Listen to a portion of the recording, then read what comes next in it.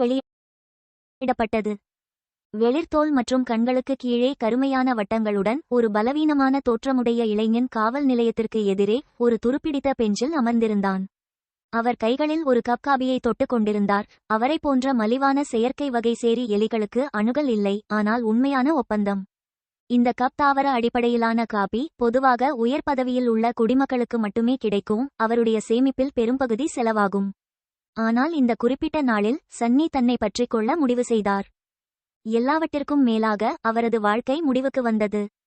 ஆடம்பர பானத்தின் சூட்டை அனுபவித்து கோப்பையை உயர்த்தி நறுமணத்தை சுவைத்தார். பின்னர் தற்காலிகமாக அவர் ஒரு சிறிய பருக்கை எடுத்து உடனடியாக முகம் சுளித்தார். மிகவும் கசப்பானது. காபி கோப்பையை ஒரு தீவிரமான பார்வையில் கொடுத்துவிட்டு சன்னி பெருமூச்சு விட்டு மேலும் கொஞ்சம் குடிக்கும்படி கட்டாயப்படுத்தினார். கசப்பாக இருந்தாலும் இல்லாவிட்டாலும் அவர் தனது பணத்தின் மதிப்பை பெறுவதில் உறுதியாக இருந்தார். சுவை மொட்டுகள் அழிக்கப்பட வேண்டும். அதற்கு பதிலாக நான் ஒரு உண்மையான இறைச்சியை வாங்கியிருக்க வேண்டும். உண்மையான காபி மிகவும் அருவருப்பானது என்று யாருக்கு தெரியும்? சரி, குறைந்தபட்சம் அது என்னை தூங்க வைக்கப் போகிறது. அவர் தூரத்தை உற்று பார்த்தார். தூங்கிவிட்டார். பின்னர் எழுந்திருக்க முகத்தில் அறைந்தார். டிஎஸ்கே, என்ன ஒரு கிழிப்பு! தலையை அசைத்து திட்டிக்கொண்டே காபியை முடித்துவிட்டு எழுந்து நின்றான் சன்னி. நகரின் இந்த பகுதியில் வசிக்கும் பணக்காரர்கள் வேலைக்கு செல்லும் சிறிய பூங்காவை கடந்து விரைந்தனர். விசித்திரமான வெளிப்பாடுகளுடன் அவரை பார்த்து கொண்டிருந்தனர். அவரது மலிவான ஆடைகள் மற்றும் தூக்கமின்மை, ஆரோக்கியமற்ற மெலிந்த மற்றும் வெளிர் சன்னி உண்மையில் அவரது இடத்திலிருந்து வெளியே இருந்தது. மேலும் எல்லோரும் மிகவும் உயரமாக தெரிந்தார்கள். சற்று பொறாமையுடன் அவர்களை பார்த்து கோப்பையை குப்பை தொட்டியில் எறிந்தார். ஒரு நாளைக்கு 3 முழு உணவும் உங்களுக்கு என்ன செய்யும் என்று நான் நினைக்கிறேன். கோப்பை ஒரு பரந்த வித்தியாசத்தில் தொட்டியை தவறவிட்டு தரையில் விழுந்தது. சன்னி ஆவேசத்துடன் கண்களைச் சுழற்றி அருகில் சென்று கவனமாக குப்பையில் போடுவதற்கு முன்பு அதை எடுத்தான். பிறகு லேசான புன்முறுவலுடன் தெருவை கடந்து காவல் நிலையத்திற்குள் நுழைந்தார். உள்ளே சோர்வாக தோற்றமளித்த ஒரு அதிகாரி அவரை ஒரு விரைவான பார்வையை பார்த்தார் மற்றும் வெளிப்படையான வெறுப்புடன் முகம் சுளித்தார். நீ தொலைந்துவிட்டாயா பையன்? சன்னி ஆர்வத்துடன் சுற்றி பார்த்தார். சுவர்களில் வலுவூட்டப்பட்ட கவச தகடுகள் மற்றும் கூரையில் மோசமாக மறைக்கப்பட்ட கோபுரக்கூடுகளை குறிப்பிட்டார். அதிகாரியும் கசப்பாகவும் கேவலமாகவும் காணப்பட்டார். நீங்கள் எங்கு சென்றாலும் குறைந்தபட்சம் காவல் நிலையங்களாவது அப்படியே இருக்கும். ஏய், நான் உன்னிடம் பேசுகிறேன். சன்னி தொண்டையைச் செருமினார். ஓ இல்லை. பின்னர் அவர் தலையின் பின்புறத்தை சொரிந்து மேலும் கூறினார். 3வது சிறப்பு உத்தரவின்படி நைட்மேர் ஸ்பெல்லின் கேரியராக என்னை சரணடைய நான் இங்கு வந்துள்ளேன். அதிகாரியின் வெளிப்பாடு உடனடியாக எரிச்சலிலிருந்து எச்சரிக்கையாக மாறியது. அவர் மீண்டும் ஒரு முறை அந்த இளைஞனை பார்த்தார், இந்த முறை துளையிடும் தீவிரத்துடன். உங்களுக்கு நோய்த்தொற்று உறுதியா? எப்போது அறிகுறிகளை காட்ட ஆரம்பித்தீர்கள்? சன்னி தோளை குலுக்கினாள். 1 வாரம் முன்னாடி. அதிகாரி வெளிர் நிறமாக மாறினார். சிட். பின்னர் அவசரமான இயக்கத்துடன் அவர் தனது டெர்மினலில் ஒரு பொத்தானை அழுத்தி ஒலித்தார். கவனம், லாபியில் கோட் பிளாக். நான் மீண்டும் சொல்கிறேன், கோட் பிளாக். நைட்மேர் ஸ்பெல் முதன்முதலில் உலகில் சில தசாப்தங்களுக்கு முன்பு தோன்றியது. அப்போது பேரழிவு தரும் இயற்கை பேரழிவுகள் மற்றும் அடுத்தடுத்த வளப்போர்களிலிருந்து கிரகம் மீண்டு வர தொடங்கியது. முதலில் மில்லியன் கணக்கான மக்கள் நிலையான சோர்வு மற்றும் தூக்கமின்மை பற்றி புகார் செய்ய காரணமான ஒரு புதிய நோயின் தோற்றம் கவனத்தை ஈர்க்கவில்லை. ஆனால் அவர்கள் இயற்கைக்கு மாறான தூக்கத்தில் விழத் தொடங்கியபோது நாட்களுக்கு பிறகும் எழுந்ததற்கான அறிகுறியே இல்லை. அரசாங்கங்கள் இறுதியாக பீதியடைந்தன. நிச்சயமாக அதற்குள் அது ஏற்கனவே தாமதமாகிவிட்டது. ஒரு ஆரம்ப பதில் எந்த மாற்றத்தையும் ஏற்படுத்தியிருக்க முடியாது. பாதிக்கப்பட்டவர்கள் தூக்கத்தில் இறக்கத் தொடங்கியபோது அவர்களின் உடல்கள் அரக்கர்களாக மாறியது. யாரும் தயாராக இல்லை. நைட்மேர் கிரீச்சர்ஸ் விரைவாக தேசிய இராணுவத்தை மூழ்கடித்து உலகை முழுமையான குழப்பத்தில் ஆழ்த்தியது. மந்திரம் என்றால் என்ன? அது என்ன சக்திகளை கொண்டுள்ளது? அதை எவ்வாறு எதிர்த்து போராடுவது என்பது யாருக்கும் தெரியாது. இறுதியில் அது விழித்தெழுந்தவர்கள், எழுத்துப்பிழையின் முதல் சோதனைகளில் இருந்து தப்பித்து உயிருடன் திரும்பியவர்கள், அதன் வெறித்தனத்திற்கு முற்றுப்புள்ளி வைத்தவர்கள். அவர்களின் கனவுகளில் சம்பாதித்த அற்புதமான திறன்களால் ஆயுதம் ஏந்திய அவர்கள் அமைதியை மீட்டெடுத்தனர் மற்றும் ஒரு புதிய ஒழுங்கின் ஒற்றுமையை உருவாக்கினர். நிச்சயமாக எழுத்துப்பிழையால் ஏற்பட்ட பேரழிவுகளில் இது முதன்மையானது. ஆனால் சன்னியை பொறுத்தவரையில் அது எதற்கும் அவருடன் எந்த தொடர்பும் இல்லை. சில நாட்களுக்கு முன்பு, அதாவது அவர் முதலில் விழித்திருப்பதில் சிக்கல் தொடங்கியது. ஒரு சராசரி நபருக்கு எழுத்துப்பிழை மூலம் தேர்ந்தெடுக்கப்படுவது ஒரு வாய்ப்பை போலவே ஆபத்து. குழந்தைகள் பள்ளியில் உயிர்வாழும் திறன்கள் மற்றும் சண்டை நுட்பங்களை கற்றுக்கொண்டனர். நோய் தொற்றுக்கு ஆளாக நேரிடும். வசதி படைத்த குடும்பங்கள் தங்கள் குழந்தைகளுக்கு அனைத்து வகையான தற்காப்பு கலைகளிலும் பயிற்சி அளிக்க தனியார் ஆசிரியர்களை நியமித்தனர். விழித்தெழுந்த குலங்களைச் சேர்ந்தவர்கள் கனவு சாம்ராஜ்யத்திற்கான முதல் வருகையில் மரபுரிமையாக பெற்ற நினைவுகள் மற்றும் எதிரொலிகளை பயன்படுத்தி சக்தி வாய்ந்த மரபுகளை அணுகினர். உங்கள் குடும்பம் எவ்வளவு செல்வச் செழிப்பாக இருந்ததோ அந்த அளவுக்கு நீங்கள் உயிர் பிழைத்து விழித்தெழுவதற்கான வாய்ப்புகள் அதிகம். ஆனால் பேசுவதற்கு குடும்பம் இல்லாத சன்னிக்கு, பள்ளிக்குச் செல்வதற்கு பதிலாக உணவுக்காக தவிப்பதில் அதிக நேரத்தை செலவழித்த சன்னிக்கு எழுத்துப்பிழையால் தேர்ந்தெடுக்கப்பட்டதால் வாய்ப்பே இல்லை. அவரை பொறுத்தவரை இது ஒரு மரண தண்டனை. சில நிமிடங்களுக்கு பிறகு சன்னி கொட்டாவி விடுகிறார். பல போலீசார் அவரை கட்டுப்படுத்துவதில் மும்முரமாக இருந்தனர். விரைவில் அவர் ஒரு பருமனான நாற்காலியில் இணைக்கப்பட்டார். அது மருத்துவமனை படுக்கைக்கும் சித்திரவதை சாதனத்திற்கும் இடையில் ஒரு வித்தியாசமான கலவையை போன்றது. அவர்கள் இருந்த அறை தடிமனான கவசச் சுவர்கள் மற்றும் வலிமையான தோற்றமுடைய பெட்டக கதவுடன் காவல் நிலையத்தின் அடித்தளத்தில் அமைந்திருந்தது. மற்ற அதிகாரிகள் சுவர்களுக்கு அருகில் நின்று கொண்டிருந்தனர். கைகளில் தானியங்கி துப்பாக்கிகள் மற்றும் முகத்தில் கடுமையான வெளிப்பாடுகள் இருந்தன. அவர்களை பற்றி சன்னி பெரிதாக கவலைப்படவில்லை. எவ்வளவு தூங்க வேண்டும் என்பதுதான் அவனால் யோசிக்க முடிந்தது. இறுதியாக பெட்டகத்தின் கதவு திறக்கப்பட்டது. நரைத்த தலைமுடி கொண்ட ஒரு போலீஸ்காரர் உள்ளே நுழைந்தார்.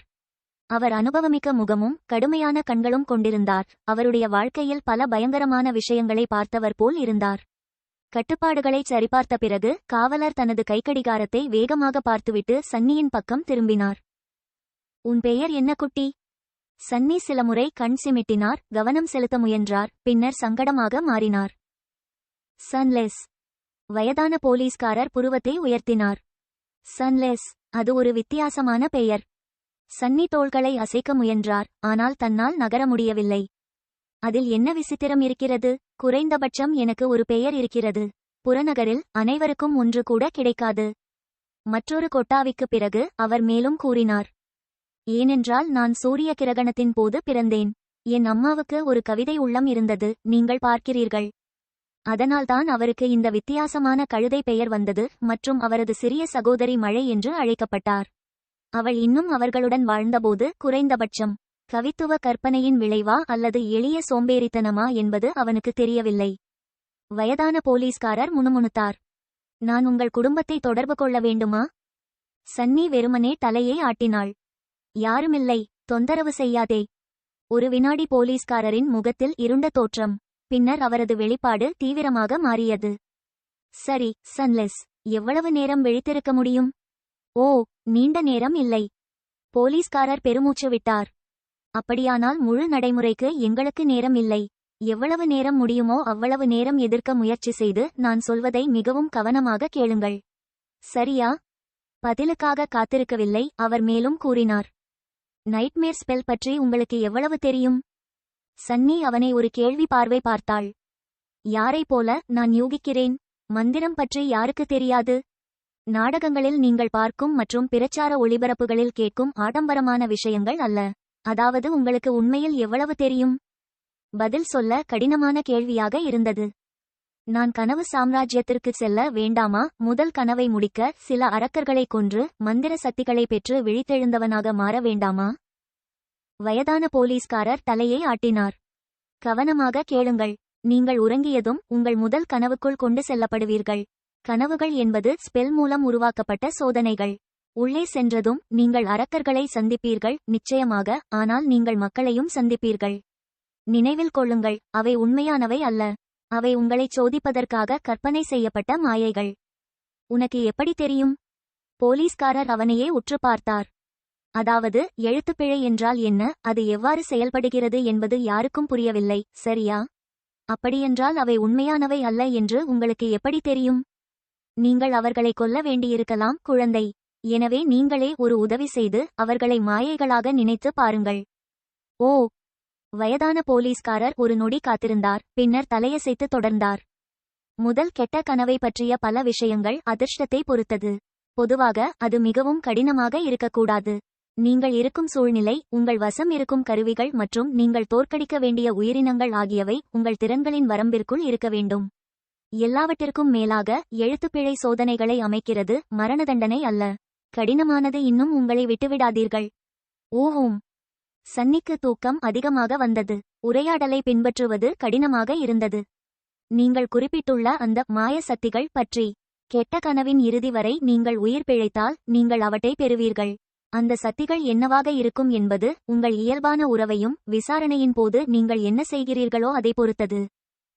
வயதான போலீஸ்காரரின் குரல் மேலும் மேலும் தொலைவில் ஒலித்தது. சன்னியின் கண் இமைகள் மிகவும் கனமாக இருந்ததால் கண்களை திறக்க முடியாமல் தவித்துக் கொண்டிருந்தான். நினைவில் கொள்ளுங்கள், நைட்மேரில் ஒருமுறை நீங்கள் செய்ய வேண்டிய முதல் விஷயம் உங்கள் பண்புகளையும் உங்கள் அம்சத்தையும் சரிபார்க்க வேண்டும். நீங்கள் போர் சார்ந்த அம்சம், வாழ்வீரன் அல்லது வில்லாளன் போன்ற ஒன்றை பெற்றால் விஷயங்கள் எளிதாகிவிடும். அது உடல் ரீதியான பண்புக்கூறால் வலுவூட்டப்பட்டால் அது இன்னும் சிறந்தது. போர் அம்சங்களை பெறுவதற்கான நிகழ்தகவு மிகவும் பொதுவானது. கவச அறை மங்கலாக வளர்ந்து கொண்டிருந்தது. உங்களுக்கு துரதிர்ஷ்டம் இருந்தால் உங்கள் அம்சத்திற்கும் போருக்கும் எந்த தொடர்பும் இல்லை என்றால் விரக்தியடைய வேண்டாம். சூனியம் மற்றும் பயன்பாட்டு அம்சங்கள் அவற்றின் சொந்த வழிகளில் பயனுள்ளதாக இருக்கும். நீங்கள் அதை பற்றி புத்திசாலித்தனமாக இருக்க வேண்டும். உண்மையில் பயனற்ற அம்சங்கள் எதுவும் இல்லை. சரி, கிட்டத்தட்ட. எனவே உயிர் வாழ உங்கள் சக்தியில் எதையும் செய்யுங்கள். நீங்கள் உயிர் பிழைத்தால் நீங்கள் விழித்தெழுந்தவர்களாக ஆவதில் பாதியிலேயே இருப்பீர்கள். ஆனால் நீங்கள் இறந்தால் நிஜ உலகில் ஒரு பயங்கரமான உயிரினம் தோன்றுவதற்கு நீங்கள் ஒரு வாயிலை திறப்பீர்கள். அதாவது நானும் எனது சகாக்களும் அதை சமாளிக்க வேண்டியிருக்கும். எனவே தயவு செய்து சாகாதீர்கள். சூரிய ஒளி இல்லாதவர். ஏற்கனவே அரைத்தூக்கத்தில் இருந்த சன்னிக்கு போலீஸ்காரரின் வார்த்தைகள் சற்று தொட்டுவிட்டன. அல்லது குறைந்தபட்சம் உடனடியாக இறக்காமல் இருக்க முயற்சி செய்யுங்கள். அருகில் உள்ள விழித்திருப்பவர்கள் சில மணிநேரங்களுக்கு இங்கு வர முடியாது. எனவே நீங்கள் எங்களை நாங்களே எதிர்த்து போராடச் செய்யாவிட்டால் நாங்கள் அதை மிகவும் பாராட்டுவோம். என்ன? அந்த கடைசி சிந்தனையுடன் சன்னி இறுதியாக ஆழ்ந்த உறக்கத்தில் விழுந்தார். எல்லாம் கருப்பாக மாறியது. பின்னர் இருளில் ஒரு மெல்லிய பழக்கமான குரல் ஒலித்தது. ஆசிரியர், நைட்மேர் ஸ்பெல்க்கு வரவேற்கிறோம். உங்கள் முதல் சோதனைக்கு தயாராகுங்கள்.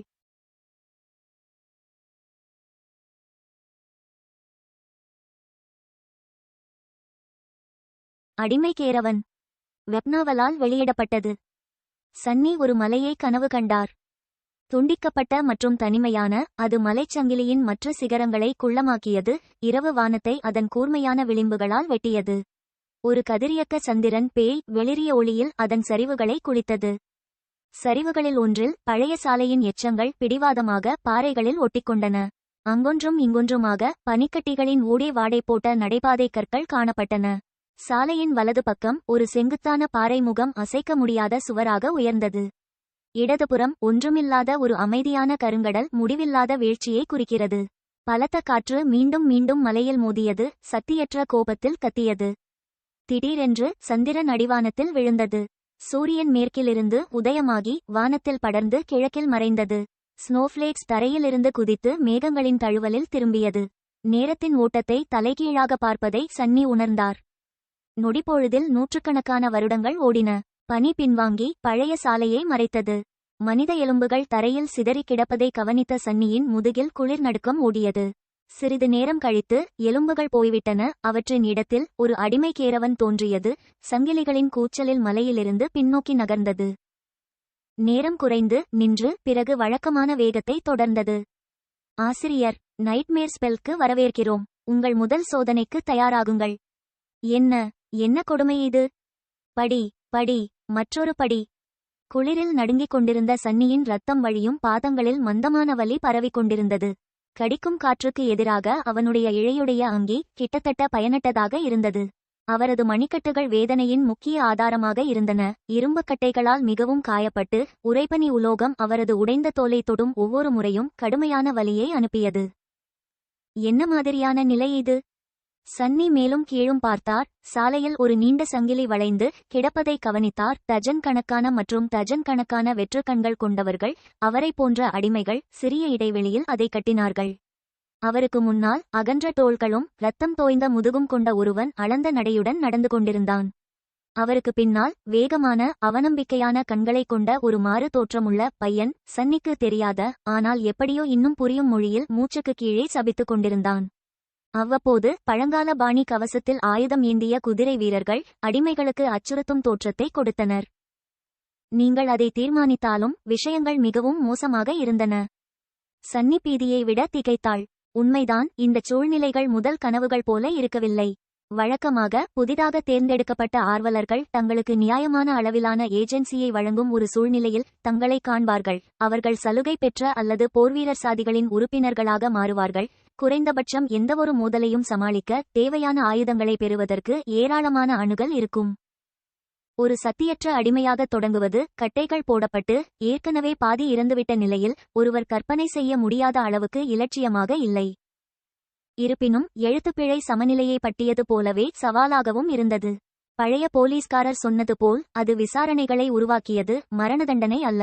எனவே இந்த மோசமான தொடக்கத்தை எதிர்கொள்வதற்கு அது அவருக்கு ஏதாவது நல்ல பரிசை அளிக்கும் என்பதில் சன்னி உறுதியாக இருந்தார். குறைந்தபட்சம் ஒரு சக்தி வாய்ந்த அம்சம். பார்ப்போம், இதை எப்படி செய்வது? சிறுவயதில் தான் படித்த பிரபலமான வெப்டூன்களை நினைவு கூர்ந்த சன்னி, நிலை, நானே மற்றும் தகவல் போன்ற வார்த்தைகளை ஒருமுகப்படுத்தி யோசித்தார். உண்மையில் அவர் கவனம் செலுத்தியவுடன் மின்னும் ஓட்டங்கள் அவருக்கு முன்னால் காற்றில் தோன்றின. மீண்டும் இந்த பழங்கால எழுத்துக்கள் அவருக்கு தெரியாது என்றாலும் அதன் பின்னால் உள்ள பொருள் எப்படியோ தெளிவாக இருந்தது. அவர் தனது அம்சத்தை விவரிக்கும் ரூனை விரைவாக கண்டுபிடித்தார். மேலும் இறுதியாக அவரது அமைதியை இழந்தார். என்ன என்ன ஆச்சு? பெயர் சன்லெஸ். உண்மையான பெயர். தரவரிசை ஆர்வலர். சோல்கோர் செயலற்றது. நினைவுகள் எதிரொலிகள். பண்புக்கூறுகள் ஃபேட்டட் தெய்வீகத்தின் குறி, நிழலின் குழந்தை. அம்சம் கோயில் அடிமை. அம்சம் விளக்கம்: அடிமை என்பது குறிப்பிட தகுந்த திறன்கள் அல்லது திறன்கள் இல்லாத ஒரு பயனற்ற கேவலம். கோவில் அடிமை என்பது மிகவும் அரிதானது தவிர. பேச்சில்லாமல் சன்னி ரன்களை வெறித்து பார்த்தார். அவர் விஷயங்களை பார்க்கிறார் என்று தன்னைத்தானே சமாதானப்படுத்த முயன்றார். நிச்சயமாக அவர் அந்த துரதிர்ஷ்டசாலியாக இருக்க முடியாது. சரியா? நோ யூஸ்லெஸ் ஆஸ்பெக்ட்ஸ் என் ஆஸ். இந்த எண்ணம் மனதில் தோன்றியவுடன் அவர் தனது அடிகளின் தாளத்தை இழந்து தடுமாறி தனது எடையுடன் சங்கிலியை கீழே இழுத்தார். உடனே அவருக்கு பின்னால் இருந்த மாற்றுத்திறனாளி பையன் கத்தினான். வேசி பாஸ்டர்ட், நீ எங்கே போகிறாய் என்று பார். சன்னி தனக்கு மட்டுமே தெரியும் ரன்களை அவசரமாக வெளியேற்றி தனது சமநிலையை மீட்டெடுக்க முயன்றார். ஒரு கணம் கழித்து அவர் மீண்டும் ஒருமுறை சீராக நடந்து கொண்டிருந்தார். இருப்பினும் கவனக்குறைவாக சங்கிலியை மற்றொரு முறை இழுக்க முன் இல்லை. சின்ன சீதையே, நான் உன்னை கொல்லப் போகிறேன். சன்னிக்கு முன்னால் இருந்த அகன்ற டோல்காரன் தலையை திருப்பாமல் சிரித்தான். ஏன் கவலைப்பட வேண்டும்? பலவீனமானவன் எப்படியும் சூரிய உதயத்திற்குள் இறந்து விடுவான். மலை அவனை கொன்றுவிடும். சில வினாடிகளுக்குப் பிறகு அவர் மேலும் கூறினார். அது உன்னையும் என்னையும் கொன்றுவிடும். சிறிது நேரம் கழித்து, இம்பீரியல்ஸ் என்ன நினைக்கிறார்கள் என்று எனக்கு தெரியவில்லை. இந்த குளிருக்கு நம்மை தள்ளுகிறது. இடம் பெயர்ந்த பையன் மூச்சு திணறினான். நீயே பேசு, முட்டாளே. நான் பிழைக்க திட்டமிடுகிறேன்.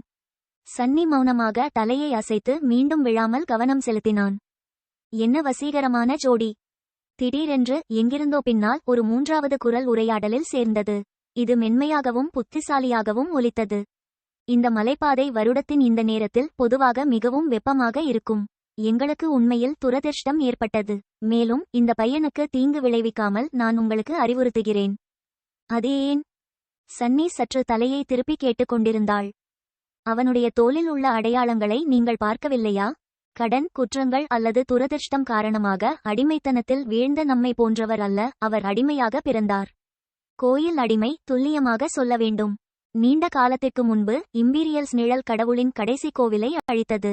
சிறுவன் இங்கே இப்படித்தான் முடிந்தது என்று நான் சந்தேகிக்கிறேன். பரந்த தோள்களையுடையவன் திரும்பி பார்த்தான். அதனால் என்ன? பாதி மறந்த பலவீனமான கடவுளுக்கு நாம் ஏன் பயப்பட வேண்டும்? அவரால் தனது சொந்த கோவில்களை கூட காப்பாற்ற முடியவில்லை. வல்லமையுள்ள போர்க்கடவுளால் பேரரசு பாதுகாக்கப்படுகிறது. நிச்சயமாக அவர்கள் ஒரு சில கோவில்களை எரிக்க பயப்பட மாட்டார்கள். ஆனால் இங்கு நாங்கள் எவராலும் அல்லது யாராலும் பாதுகாக்கப்படவில்லை.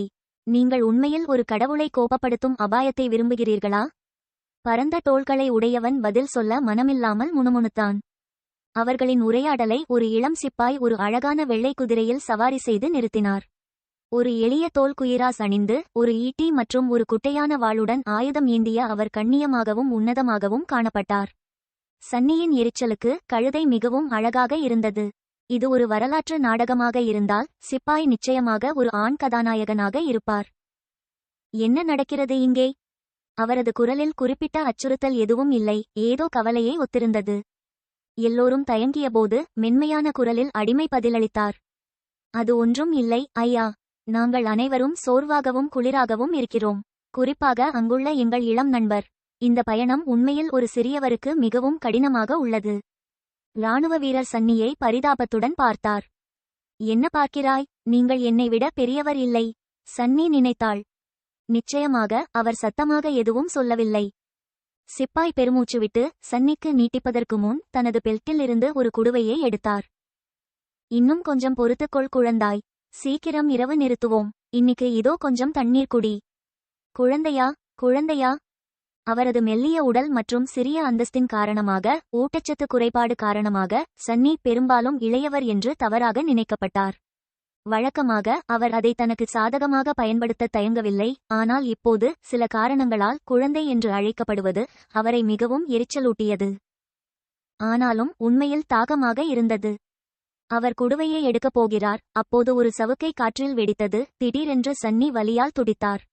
அவர் தடுமாறி மீண்டும் ஒருமுறை சங்கிலியை இழுத்து அவருக்கு பின்னால் இருந்த மாற்றுத்திறனாளி அடிமையை சபிக்க வைத்தார். மற்றொரு சிப்பாய், இந்த வயதான மற்றும் கோபம், ஒரு சில படிகள் பின்னால் தனது குதிரையை நிறுத்தினார். சன்னியின் அங்கியின் பின்பகுதியை அறுத்து ரத்தம் வடியும் சாட்டை அவனுடையது. அடிமைகளை பார்க்காமல் மூத்த சிப்பாய் தனது இளைய சக ஊழியரை ஒரு வெறுக்கத்தக்க கண்ணை கூசச் செய்தார். நீங்கள் என்ன செய்கிறீர்கள் என்று நினைக்கிறீர்கள்? இளம் சிப்பாயின் முகம் இருண்டது. நான் இந்த பையனுக்கு கொஞ்சம் தண்ணீர் கொடுத்தேன். நாங்கள் முகாமிட்டவுடன் அவர் மற்றவர்களுடன் தண்ணீரை பெறுவார். ஆனால் வாயை மூடு. இந்த அடிமைகள் உங்கள் நண்பர்கள் அல்ல. புரிகிறதா? அவர்கள் மனிதர்கள் கூட இல்லை. அவர்களை மனிதர்களைப் போல நடத்துங்கள். அவர்கள் விஷயங்களை கற்பனை செய்ய தொடங்குவார்கள். இளம் சிப்பாய் சன்னியை பார்த்தார். பின்னர் தலையை தாழ்த்தி குடுவையை மீண்டும் தனது பெல்ட்டில் வைத்தார். புதியவரே, நீங்கள் மீண்டும் அடிமைகளுடன் நட்பு கொள்வதை நான் பிடிக்க வேண்டாம். அல்லது அடுத்த முறை என் சாட்டையை சுவைப்பது உங்கள் முதுகில் இருக்கும். அவரது நோக்கத்தை விளக்குவது போல் வயதான சிப்பாய் காற்றில் தனது சவுக்கை உடைத்து அச்சுறுத்தலையும் கோபத்தையும் பரப்பி அவர்களை கடந்து சென்றார். சன்னி அவன் செல்வதை நன்கு மறைத்து கொண்டு பார்த்தாள். எப்படி என்று தெரியவில்லை. ஆனால் முதலில் நீ இறப்பதை நான் பார்ப்பேன். பின்னர் அவர் தலையை திருப்பி இளைய சிப்பாயின் திசையை பார்த்தார். அவர் இன்னும் தலையை தாழ்த்திக் கொண்டிருந்தார். மற்றும் நீ இரண்டாவது.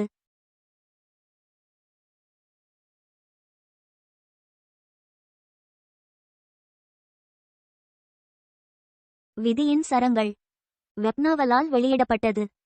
அதன் பிறகு சில நிமிடங்கள் சன்னி இருண்ட மனநிலையில் இருந்தார். ஆனால் பின்னர் அவர் அதிலிருந்து தன்னை வெளியே இழுத்து ஆழமாக உள்ளிழுத்து புதிய காற்றை அனுபவிக்க முயன்றார். உண்மையில் அது போன்ற காற்று நிஜ உலகில் வருவது கடினமாக இருந்தது. மைக்ரோ டஸ்ட் மற்றும் பிற மாசுபடுத்திகள் அதை கடினமானதாகவும் விரும்பத்தகாததாகவும் ஆக்கியது. புறநகரின் பொதுவான துர்நாற்றத்தை குறிப்பிடவில்லை. நகரின் சிறந்த பகுதிகளில் அதிநவீன வடிகட்டுதல் அமைப்புகள் விடாமுயற்சியுடன் வேலை செய்தன. இருப்பினும் வடிகட்டப்பட்ட காற்று மலட்டுத்தன்மையையும் தேக்கத்தையும் சுவைத்தது. மிகவும் பணக்காரர்களுக்கு மட்டுமே உண்மையிலேயே இனிமையான சுவாசம் கிடைத்தது. இங்கே அவர் இரண்டாம் தலைமுறை சேப்போல் போன்ற அழகிய சுவையான காற்றை வரம்பற்ற அளவில் அனுபவிக்க முடிந்தது. உண்மையாகவே எழுத்துப்பிழையால் தேர்ந்தெடுக்கப்படுவது அதன் நன்மைகளை கொண்டுள்ளது. பயங்கரமான குளிர் இல்லை என்றால் அவரது கால்கள் வலிக்காது. அவரது மணிக்கட்டு மற்றும் முதுகு வலிக்காது. அடிமைக்கேரவன் மெதுவாக மலையின் மேலே இழுத்துச் சென்றது. மேலும் அதிகமான அடிமைகள் தடுமாறி அவ்வப்போது தரையில் விழுந்தனர். ஓரிரு முறை இனி நடக்க முடியாதவர்கள் சங்கிலியை கழற்றி வழியின்றி சாலையில் தூக்கி எறிந்து அதன் இடதுபுறம் இருந்த பள்ளத்தில் விழுந்தனர். சன்னி அவர்கள் விழுவதை சற்று இரக்கத்துடன் பார்த்தார். ஏழைகள், பரிதாபகரமான ஆத்மாக்களே, நிம்மதியாக இருங்கள்.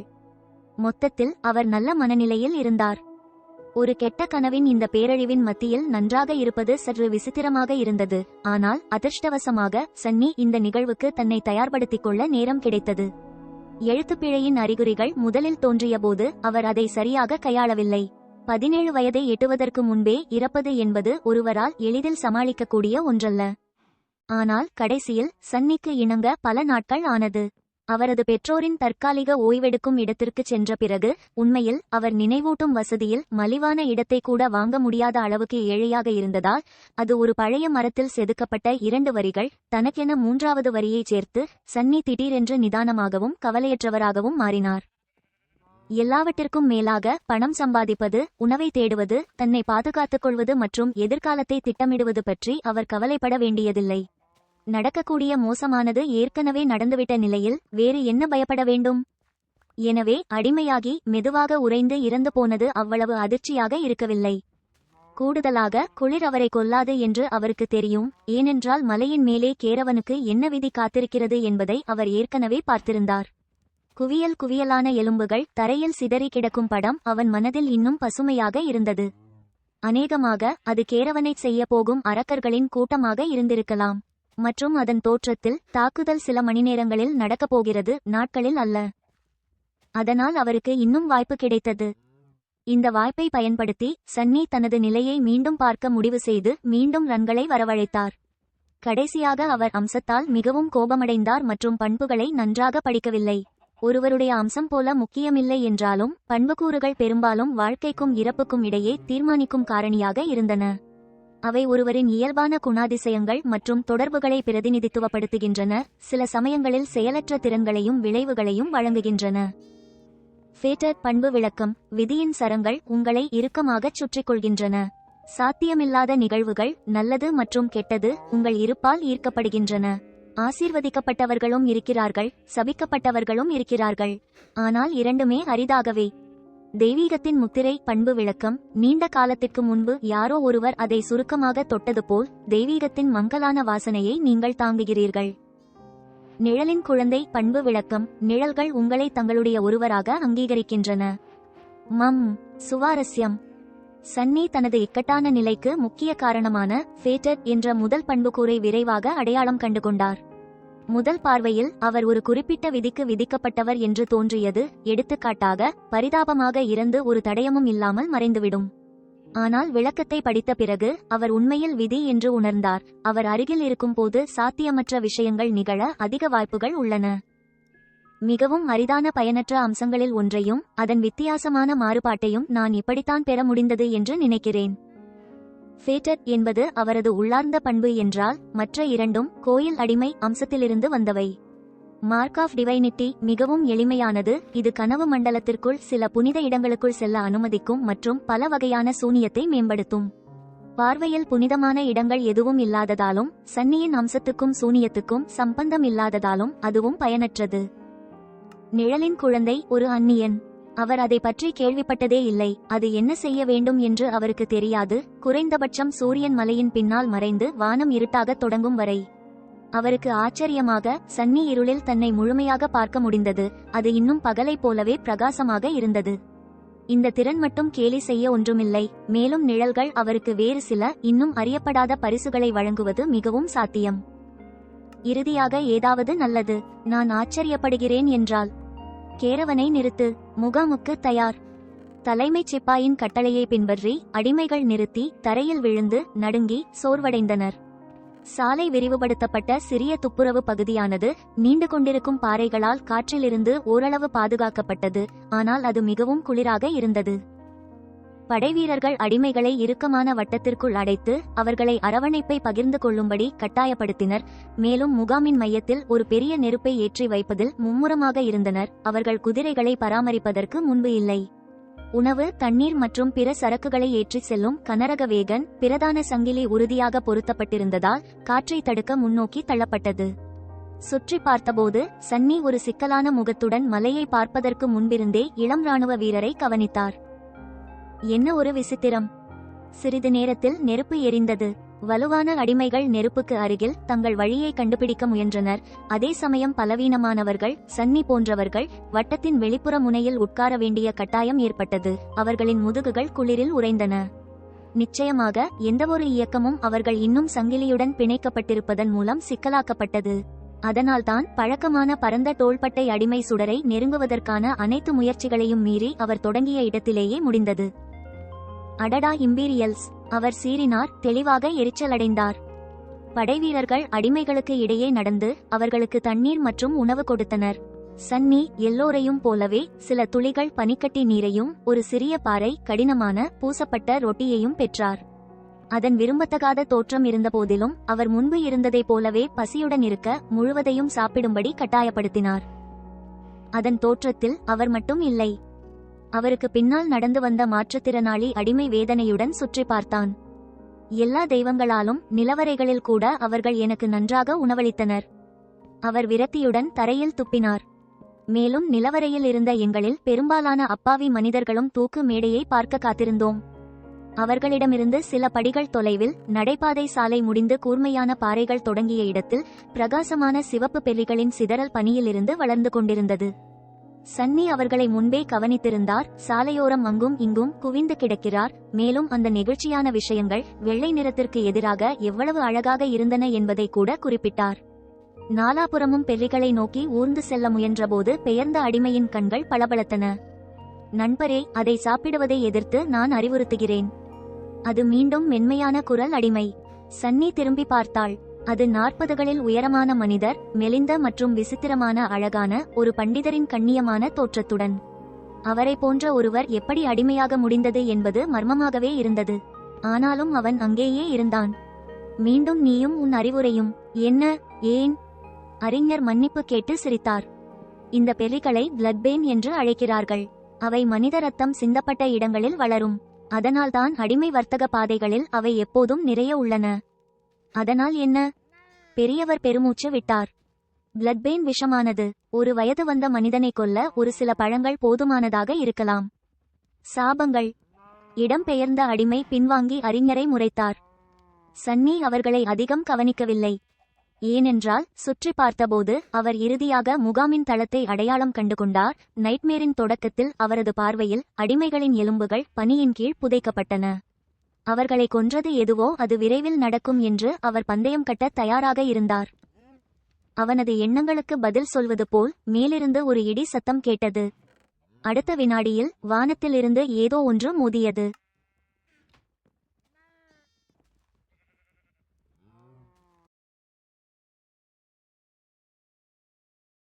மலை அரசன் வெப்னாவலால் வெளியிடப்பட்டது. இடி சத்தத்தின் திசையில் திரும்பி பல அடிமைகள் தங்கள் தலைகளை உயர்த்தினர். மேலே இருந்து அவர்கள் மீது பாறைகள் மற்றும் கனமான பனிக்கட்டிகள் மழை பொழிவதை மட்டுமே பார்க்க முடிந்தது. அவர்கள் உடனடியாக பீதியடைந்து அலறல்களின் சத்தத்தில் ஓடிவிட்டனர். தடிமனான சங்கிலியில் சிக்கிய அந்த அடிமைகள் தரையில் விழுந்து மற்றவர்களையும் இழுத்துச் செல்லும்போது நிழல்கள் கருங்கற்களின் மீது மகிழ்ச்சியுடன் நடனமாடின. நிமிர்ந்து நின்ற சிலரில் சன்னியும் ஒருவர். பெரும்பாலும் இதுபோன்ற ஏதாவது நடக்க அவர் தயாராக இருந்ததால் அமைதியாகவும் சேகரிக்கப்பட்டவராகவும் அவர் இரவு வானத்தை பார்த்தார். அவரது பண்பு மேம்பட்ட கண்கள் இருளை துளைத்து ஒரு அளவிடப்பட்ட படி பின்வாங்கின. அடுத்த நொடியில் ஒரு மனிதனின் உடற்பகுதியின் அளவுள்ள ஒரு பனிக்கட்டி அவருக்கு முன்னால் தரையில் மோதி வெடித்தது. கூர்மையான துண்டுகளால் சுற்றியுள்ள அனைத்தையும் பொழிந்தது. மற்றவர்கள் அவ்வளவு வேகமாக இல்லை. பனி மற்றும் கற்கள் தொடர்ந்து மழை பெய்ததால் பலர் காயமடைந்தனர். மேலும் சிலர் உயிரிழந்தனர். வேதனையான அழுகைகள் காற்றை நிரப்பின. உங்கள் காலில், முட்டாள்களே, சுவருக்கு போங்கள். மூத்த சிப்பாய் சில மணிநேரங்களுக்கு முன்பு சன்னியை சவுக்கால் அடித்தவர் கோபமாக கத்தி அடிமைகளை மலைச்சரிவின் ஒப்பீட்டளவில் பாதுகாப்பை நோக்கி நகர்த்த முயன்றார். எவ்வாறாயினும் அவருடைய கட்டளைக்கு யாரும் செவிசாய்க்கும் முன்னரே ஏதோ ஒரு பயங்கரம் கீழே விழுந்து அவர்களின் கால்களுக்கு கீழே உள்ள கற்கள் வழியாக ஒரு நடுக்கத்தை அனுப்பியது. அது கேரவனுக்கும் மலைச்சுவருக்கும் இடையில் விழுந்து சில நொடிகள் அனைத்தையும் அமைதியாக ஆழ்த்தியது. முதலில் அது ஒரு அழுக்கு பனிக்கட்டி போலவும் தோராயமாக உருண்டையாகவும் ஏற்றப்பட்ட குதிரை வீரன் போல உயரமாகவும் இருந்தது.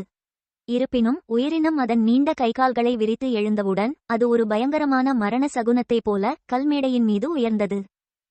அந்த பொருள் குறைந்தது 4 மீட்டர் உயரம் இருக்க வேண்டும் என்று சன்னி சற்று திகைத்தார். இந்த உயிரினத்திற்கு 2 தடுமாறிய கால்கள் இருந்தன. ஒரு மெலிந்த குனிந்த உடற்பகுதி மற்றும் விகிதாச்சாரமற்ற நீண்ட பல இணைந்த கைகள். அவற்றில் 2 ஒவ்வொன்றும் பயங்கரமான எலும்பு நகங்களின் தொகுப்புடன் முடிவடைகின்றன. மேலும் 2 இவை மனிதனைப் போன்ற விரல்களுடன் முடிவடைகின்றன. முதல் பார்வையில் அழுக்கு பனி போல் தெரிந்தது.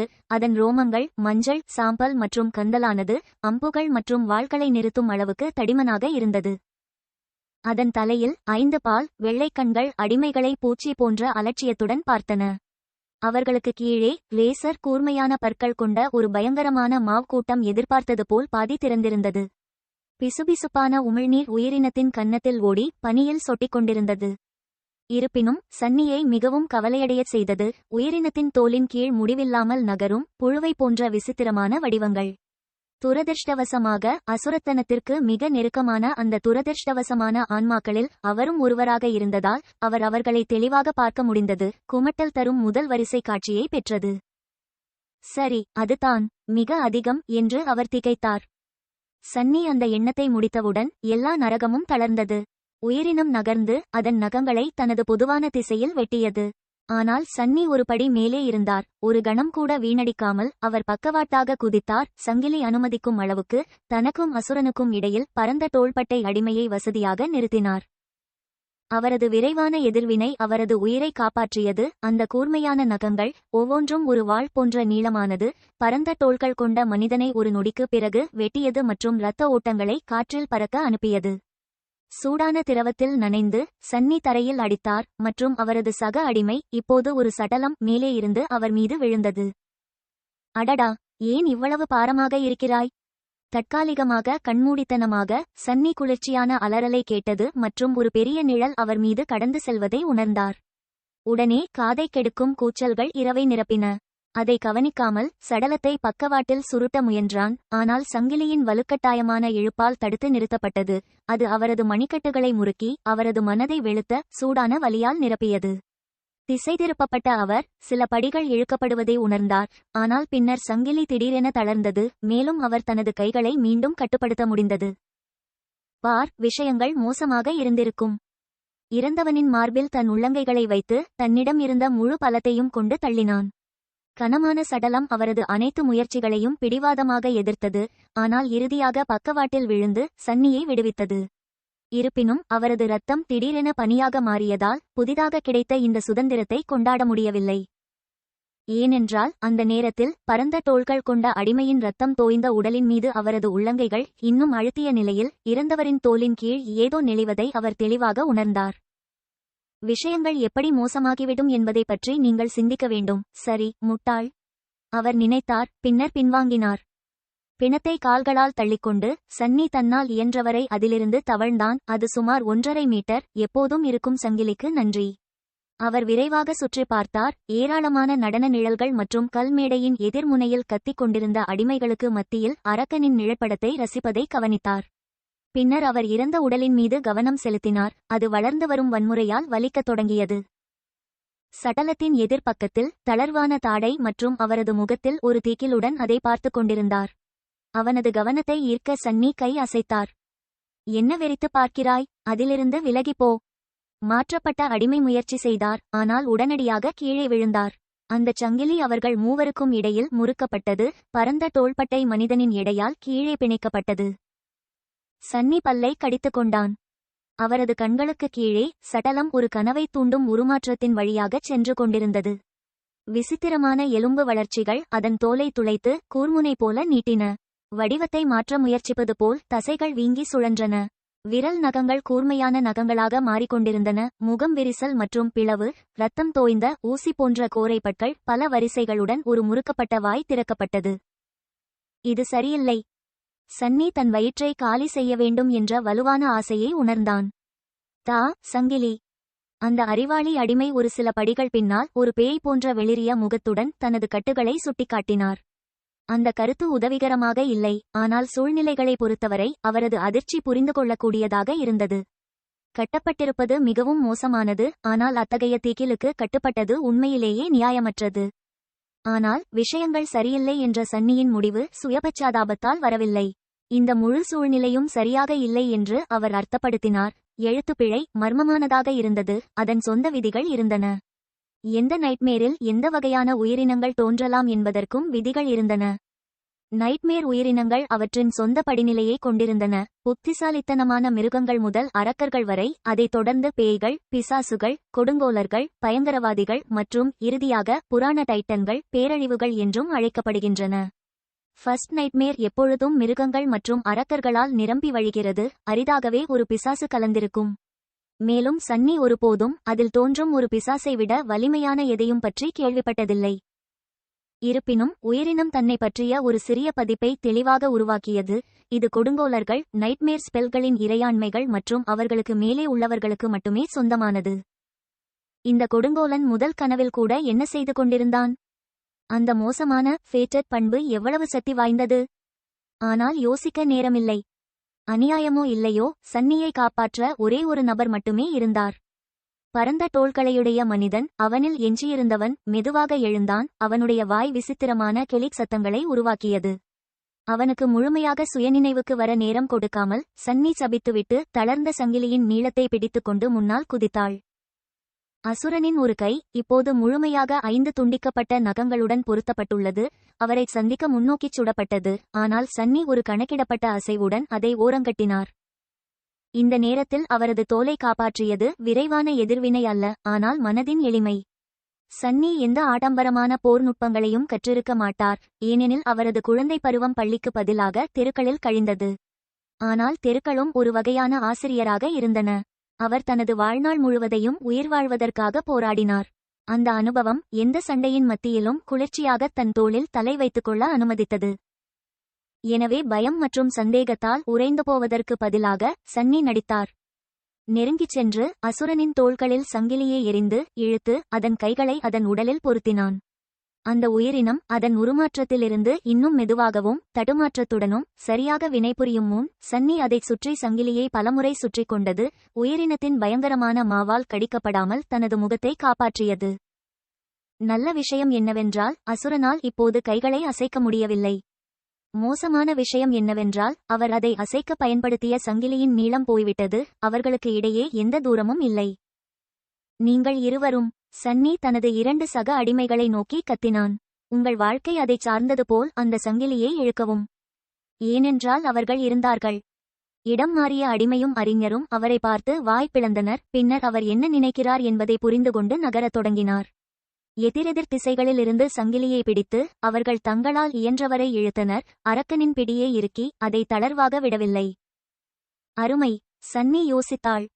அசுரன் தன் தசைகளை விரித்து விடுபட முயன்றான். சங்கிலி கிரீச் எலும்பு கூர்முனை மீது சிக்கி மெதுவாக பிரிந்தது போல். அவ்வளவு பெரியதல்ல. மேலும் நேரத்தை வீணாக்காமல் அவர் தனது கைகளை காற்றில் எறிந்து தனது கட்டுகளை ஒன்றாக இணைக்கும் குறுகிய மெல்லிய சங்கிலியால் உயிரினத்தின் கழுத்தை பிடித்தார். பின்னர் அவர் ஒரு விரைவான படியால் அசுரனை வட்டமிட்டார் மற்றும் இழுத்தார். அதனுடன் பின்னோக்கி முடிவடைந்தார், தன்னால் முடிந்தவரை அதன் மாவிலிருந்து வெகு தொலைவில். ஒரு மனிதனை வெறும் கைகளால் கழுத்தை நெரிக்கும் அளவுக்கு அவர் வலிமையானவர் அல்ல என்பதை சன்னி அறிந்திருந்தார். அவரை சாப்பிட முயற்சிப்பவரைப் போன்ற ஒரு வித்தியாசமான பயங்கரமான விகாரி ஒரு புறம் இருக்கட்டும். ஆனால் இப்போது தனது சொந்த முதுகை ஒரு நெம்புகோலாக பயன்படுத்தி முழு உடல் எடையையும் பயன்படுத்தி தலைகளை கீழே இழுக்க அவர் குறைந்தபட்சம் ஒரு வாய்ப்பை பெற்றார். அசுரனின் உடல் தனக்கு எதிராக அழுத்துவதையும் எலும்பு கூர்முனைகள் தன் தோலை துலக்குவதையும் உணர்ந்த அவர் தன் முழு பலத்துடன் கீழே இறங்கினார். அசுரன் தொடர்ந்து போராடி சத்தமாக கிளிக் செய்து சங்கிலியை உடைக்க முயன்றான். இப்போது எது முதலில் உடைக்கும் என்பது ஒரு கேள்வி. சங்கிலி அல்லது அசுரன்? செத்துவிடு, செத்துப்போ. சன்னியின் முகத்தில் வியர்வை மற்றும் ரத்தம் வழிந்து கொண்டிருந்தது. ஒவ்வொரு நொடியும் ஒரு நித்தியம் போல் உணர்ந்தேன். அவருடைய பலமும் சகிப்புத்தன்மையும் அவர் தொடங்க வேண்டிய சிறிய விஷயம் விரைவாக ஓடிக்கொண்டிருந்தது. அவரது காயப்பட்ட முதுகு, மணிக்கட்டு மற்றும் எலும்பு கூர்முனைகளால் துளைக்கப்பட்ட தசைகள் வேதனையில் இருந்தன. பின்னர் இறுதியாக அசுரனின் உடல் தளர்ந்து போவதை சன்னி உணர்ந்தார். சிறிது நேரம் கழித்து ஒரு மெல்லிய பழக்கமான குரல் காற்றில் ஒலித்தது. அவர் கேட்டதிலேயே மிக அழகான ஒலி அது. மவுண்டன் கிங்ஸ் லார்வா என்ற செயலற்ற மிருகத்தை நீங்கள் கொன்றுவிட்டீர்கள்.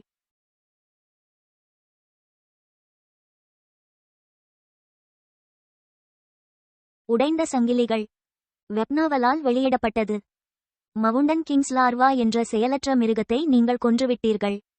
சன்னி மூச்சடைக்காமல் முழங்காலில் விழுந்தார். அவரது முழு உடலும் அது ஒரு இறைச்சி சாணை வழியாக சென்றது போல் உணர்ந்தது. அதிக அளவு அட்ரினலின் கூட வலி மற்றும் சோர்வு அனைத்தையும் கழுவ முடியாது. இன்னும் அவர் உற்சாகமாக இருந்தார். லார்வாவை கொன்றதன் திருப்தி மிக பெரியதாக இருந்தது. அவர் நினைவாற்றலை பெறாததால் ஏமாற்றமடைவதை கூட மறந்துவிட்டார். இது ஒரு கனவு சாம்ராஜ்யத்தில் வசிப்பவரின் சாரத்துடன் பிணைக்கப்பட்டுள்ளது. இது சில சமயங்களில் வெற்றிகரமான விழித்தெழுந்தவர்களுக்கு மந்திரத்தால் வழங்கப்பட்டது. ஒரு மந்திர வாள் அல்லது கவசம் இப்போது கைக்கு வந்திருக்கும். அடடா, அவர் ஒரு சூடான கோட்டுக்கு கூட தீர்வு காண்பார். 3 வினாடிகள். இன்னும் 3 வினாடிகள் ஓய்வெடுக்கலாம் என்று நினைத்தான் சன்னி. எல்லாவற்றிற்கும் மேலாக கனவு வெகு தொலைவில் இருந்தது. சில நிமிடங்களுக்குப் பிறகு அவர் மீண்டும் சுயநினைவுக்கு வருமாறு வற்புறுத்தினார் மற்றும் நிலைமையை அறிய முயன்றார். லார்வா இறந்துவிட்டது, அது நன்றாக இருந்தது.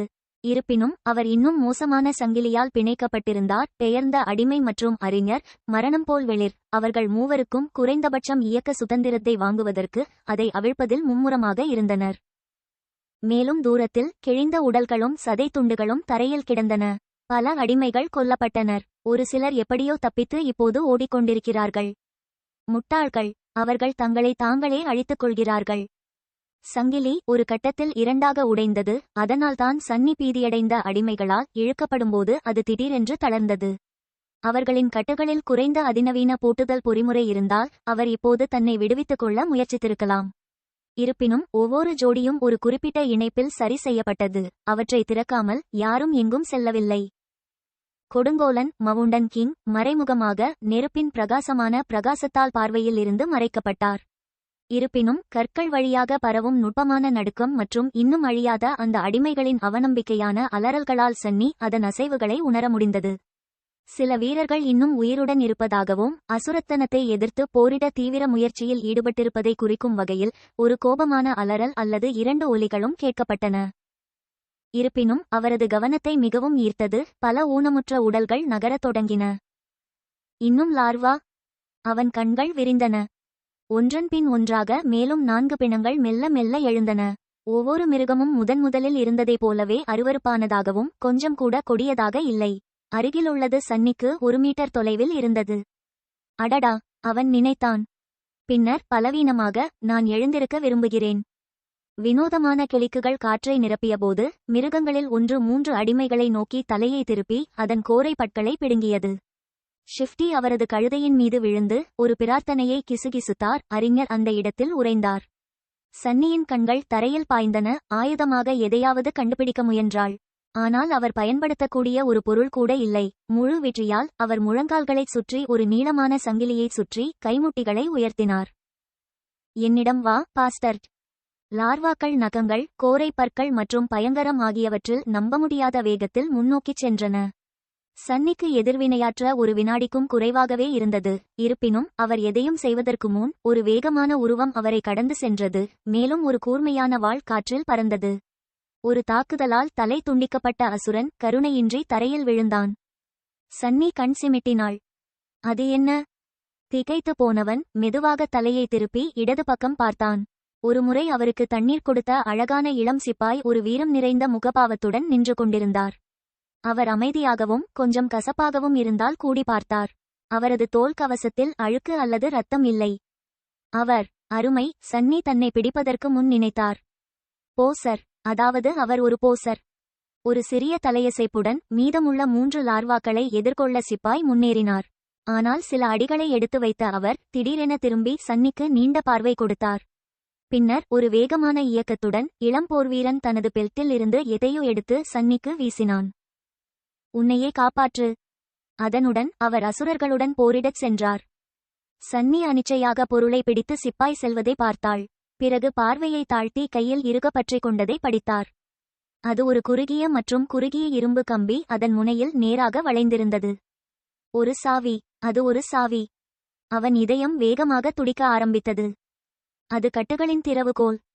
இளம் சிப்பாய்க்கும் லார்வாக்களுக்கும் இடையே தொடங்கும் கடுமையான போரில் ஒரு கடைசி பார்வையுடன் சன்னி ஒரு முழங்காலில் கீழே விழுந்து திறவுகோல்களை சூழ்ச்சி செய்யத் தொடங்கினார். சாவியைச் செருகுவதற்கு பொருத்தமான நிலையில் தனது கையை பெற முயன்றார். அறிமுகமில்லாத பூட்டு எவ்வாறு செயல்படுகிறது என்பதை புரிந்து கொள்ள அவருக்கு சில முயற்சிகள் தேவைப்பட்டன. ஆனால் இறுதியாக ஒரு திருப்திகரமான கிளிக் இருந்தது. அவர் திடீரென்று விடுவிக்கப்பட்டார்.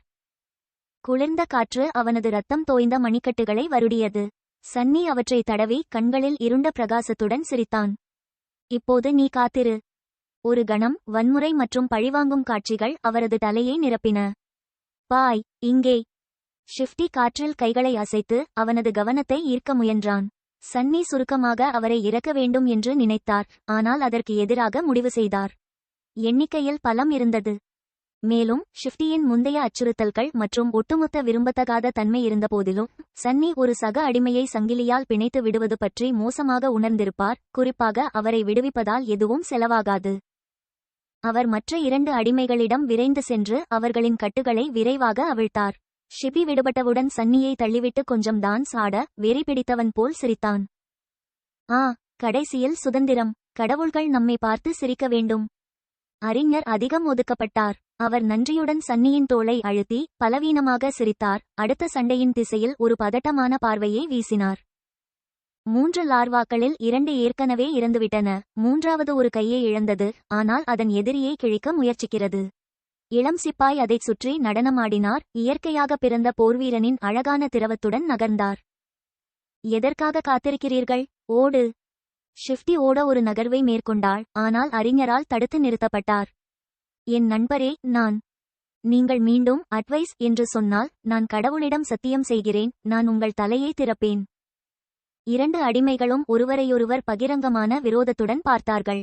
சிறிது நேரம் கழித்து அறிஞர் கண்களை தாழ்த்தி பெருமூச்சு விட்டார். நாம் இப்போது ஓம். ஏன்? மூத்த அடிமை வெறுமனே உயரமான நெருப்பை சுட்டிக்காட்டினார். ஏனென்றால் அந்த நெருப்பு இல்லாமல் இரவு முடிவதற்குள் நாங்கள் உறைந்து போகிறோம். சூரியன் உதிக்கும் வரை ஓடுவது தற்கொலை.